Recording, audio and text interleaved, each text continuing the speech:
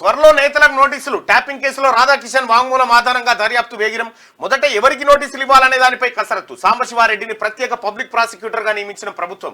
రాజకీయ నాయకులకు నోటీసులపై త్వరలో వెల్లడి. సిపి శ్రీనివాసరెడ్డిగా స్పెషల్ ఇంటెలిజెన్స్ బ్రాంచ్ కేంద్రంగా జరిగిన ఫోన్ ట్యాపింగ్ కేసులో సూత్రధారులైన రాజకీయ నాయకులపై దర్యాప్తు అధికారులు దృష్టి సారించారు. పాత్రధారులైన పోలీస్ అధికారులు మాజీ ఓఎస్డీలను విచారించిన తర్వాత వారి వాంగ్మూలాల మేరకు కొందరు రాజకీయ నాయకులు ఉన్నట్లు టాస్క్ ఫోర్స్ మాజీ డీసీపీ రాధాకిషన్ రావు విచారణలు వెల్లడించినట్టు తెలిసింది. ఈ కేసులో అరెస్టైన విచారణ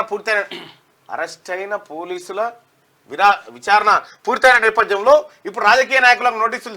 ఇక్కడ రాజకీయ నాయకుల్లో ప్రధానంగా ఎవరెవరు ఉంటారంటే, నా అంచనా ప్రకారం ఈ 10 మంది ప్రముఖుల పేరు చెప్తా ఉన్నారు కదా, ఆ 10 మంది ఎవరెవరు ఉంటారు ఏం కథ అనేది అనుకుంటే, ఒకటి కేసీఆర్ పక్కా ఉంటాడు. ఎందుకంటే సుప్రీం అనేటువంటి పేరును అప్పుడే తీసుకొచ్చారు కాబట్టి కేసీఆర్ పేరు 100% ఉంటుంది.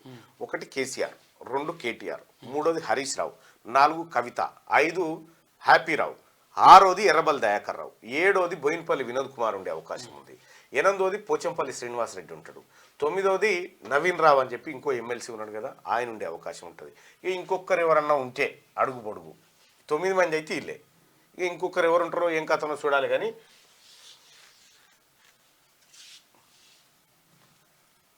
ఇంకొకరు ఎవరు ఉంటారు అనేది మనం చూడాల్సినటువంటి అంశం.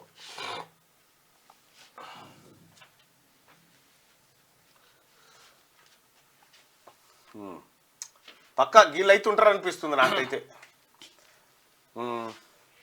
ట్యాపింగ్ కేసులో రాధాకిషన్ వాంగ్మూలం ఆధారంగా దర్యాప్తు వేగరం చేసిరు. అయితే దీంట్లో అధికారులు చెప్తున్న మాట ఏంటంటే, రాజకీయ నాయకులకు మేము నోటీసులు ఇస్తున్నామంటే రాజకీయ నాయకుల ఇన్వాల్వ్మెంట్ పక్కా ఉన్నట్టుగా ఇందులో. ఈ ఫోన్ ట్యాపింగ్ వ్యవహారం 100% కేసీఆర్ ఆదేశాల మేరకే జరిగింది. ఇప్పుడు కేసీఆర్ను తృప్తిపరచడానికి ఈ టాస్క్ ఫోర్స్ ఎస్ఐబి టీం వీళ్ళంతా కలిసి ఏం చీరలు కట్టుకొని నాట్యం చేయలే కదా.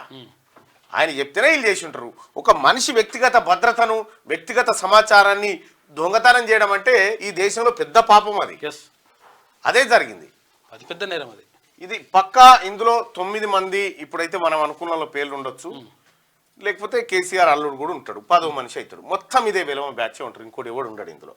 ఒక్క పోచంపల్లి శ్రీనివాసరెడ్డి ఉండొచ్చుగా.